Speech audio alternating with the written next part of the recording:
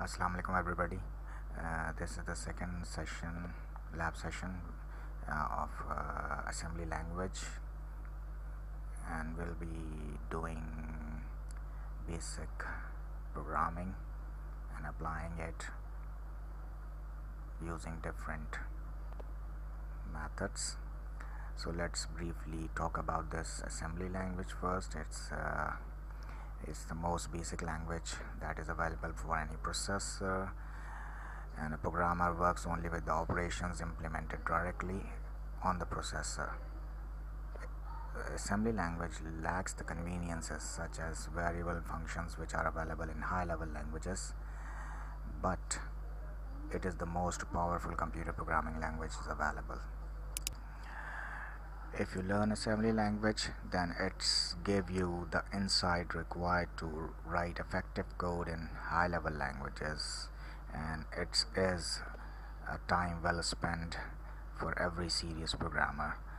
Okay, today as we will be using different type of assemblers, there are different type of assemblers, but we are going to use this one, the NASM, net wide assembler, and it is going to basically convert the text files which we have produced into binary format.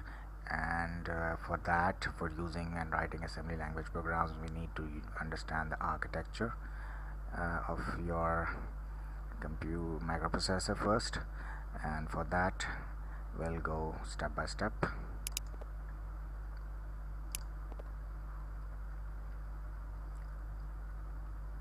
Okay, the first thing is the registers, and registers are basically storage locations, and they have some kind of function or operation which they perform on the data. Normally the processor operations involve processing of data, and that data can be stored in the memory as well, the RAM, but the problem is that it slows down the process. So what the design has done here is the designing of the system has done that you have registers available inside the microprocessor which are obviously working as same as memory locations, but they can perform different functions also. So let's see.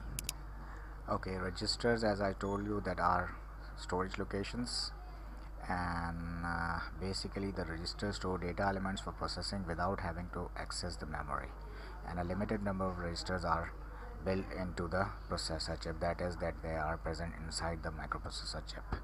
And there can be different size registers, like we can have 32-bit registers, 16-bit registers, 8-bit registers, and they are grouped into 3 categories, and the categories are general purpose registers, control registers, and segment registers.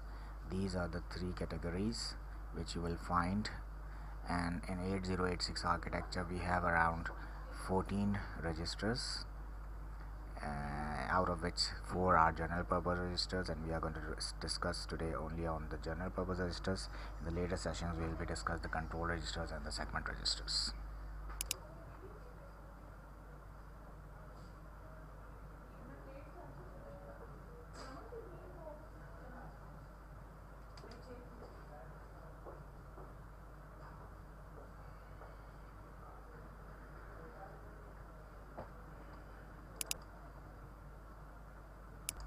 Okay, so 4 data registers which are mainly used for arithmetical and logical and other operations, and their names are basically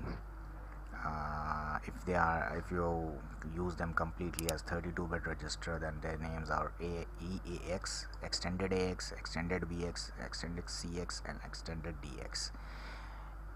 If you divide it into lower halves of 4 16-bit register, then they will be called AX, BX, CX, and DX, which means they are of 16 bits. And if you further divide them, then they can be further divided into this AH, AL, for AH for A for higher, H for higher, and L for lower byte, same as BH, BL, CH, CL, and DH and DL. So these are the 4 registers which are divided into 8-bit registers. Okay, so these registers have some specific use also in the arithmetic operations, like accumulator is the primary function of AX. The accumulator is to perform the most arithmetic functions, for example multiplication operation, division, addition, subtraction, and so on. BX is known as base register, CX is known as count register, and DX is known as data register.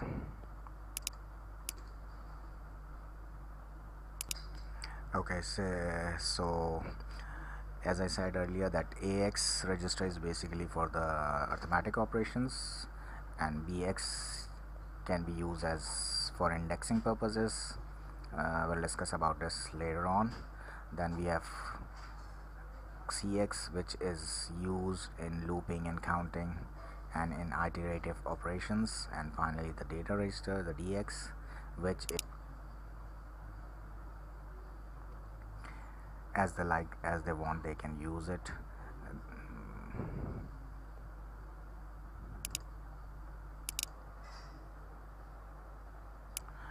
Okay, so we have around, as I told you, 14 registers in 8086 architecture, but today we'll be using only 4 of them, and the remaining will be discussed later on. And the next step is to familiarize with the instructions which we are going to use today. Okay, we are going to use move instruction, the data movement instruction, today in our program.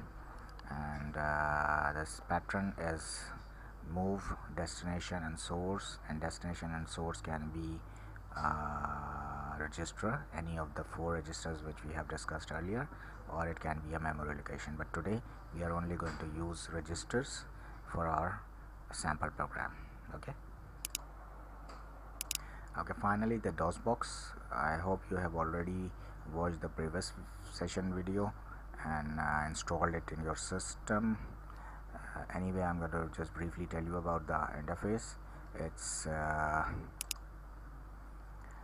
this section is going to show you the current status or current values of the registers. Like on the left side you can see AX, BX, CX, and DX with some values, and these are other registers which we will be discussing later on. But this is the section of the screen which will give you results of your programs.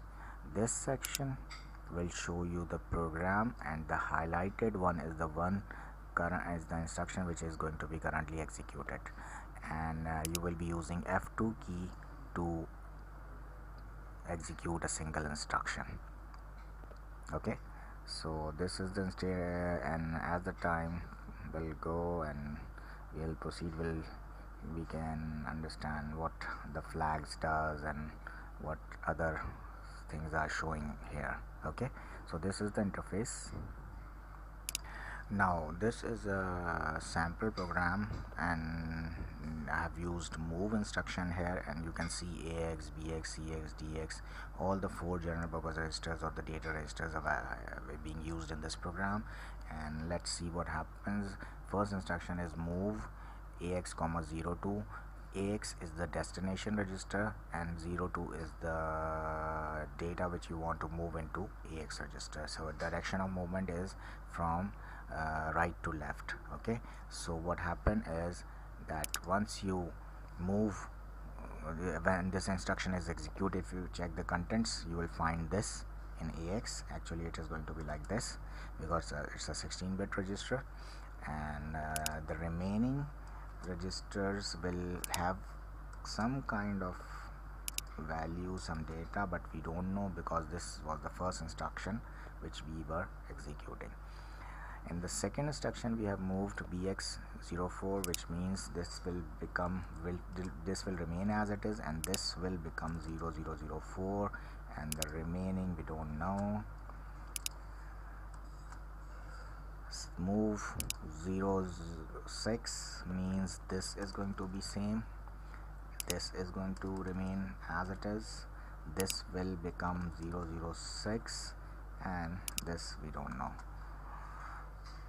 The next move DX08, so again 002, 0004, 0006, and this will become 0008. So notice that if you are not using that particular register in your instruction like AX, so AX will remain same.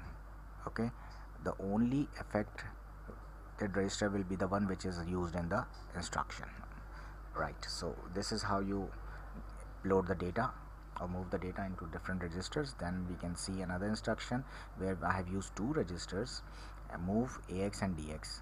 So AX and DX, AX is register because it's on the left side and DX is on the right side, so it will be the source. So what is going to happen is, if you look at it, you can see that it will become like 08, this will be 04, this will be 06, and what will happen to this? This will remain as it is. Another instruction, move BX and CX, you can see here again, you can see that it is going to remain as it is. This will become 0006, this will remain as it is, and this will remain as it is. So this is how it is going to be done. So I want you to write this program on the notepad, save it with the .asm extension, and then we'll be using the NASM assembler to make a COM file. I'm going to show you step by step. Okay, so you can see here on your screen that I have installed the DOSBox and mounted my drive, the virtual drive. I have used B as my virtual drive, and my data is in assembly folder in E drive. You can see it here. So let's continue. You can see that mount B is the drive, the virtual drive, and then E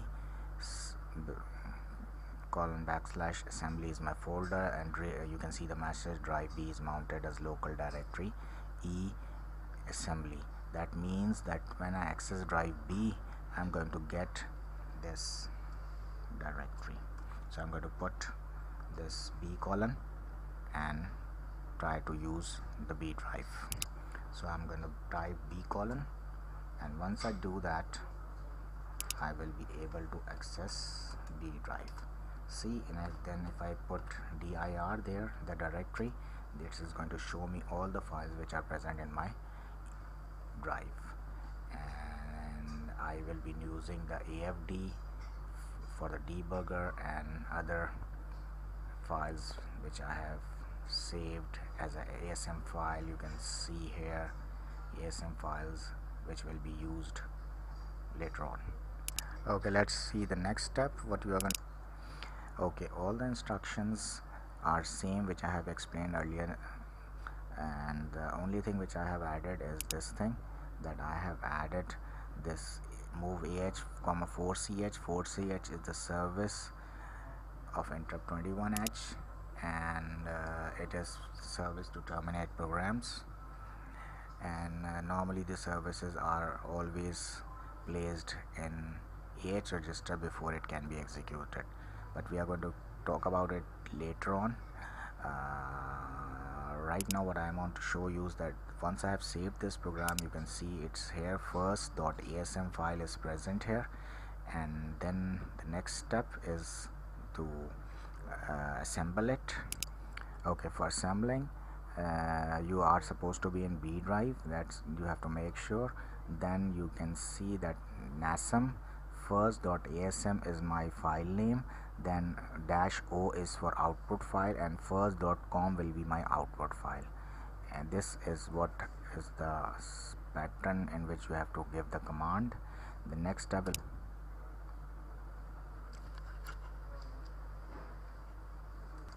so the pattern will be NASM first.asm, my file which I have created, it's a text file, then -o, O is for output file, and output file name is first.com. You can name it as you like, but .com is the extension which you need to have. The next step will be to execute it, and for that you can see that once enter is pressed,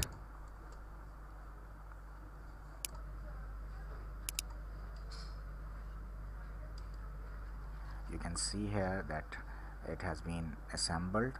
The next step will be to load this file in the debugger in afdfirst.com and enter, and you can see it's loaded onto the debugger.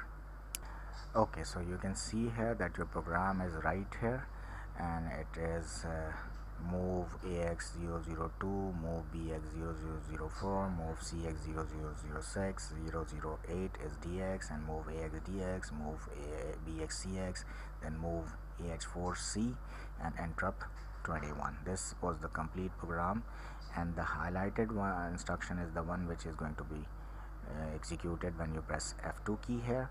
And if you look at here, then you can see AX has 000 contents. Okay, so when we press F2 now, this will be,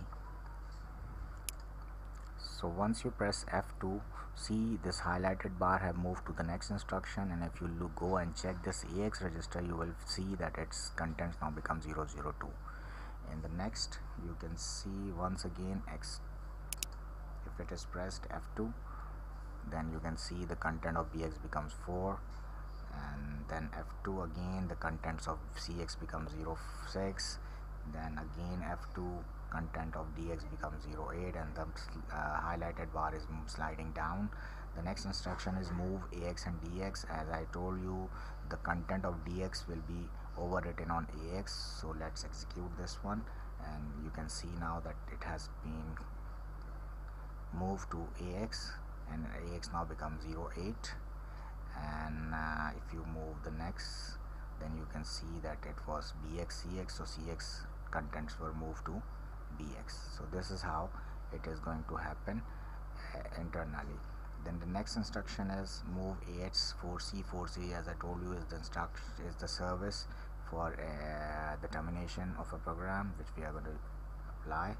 And once you do that, you executed the interrupt instruction, you can see that you get the message program terminated.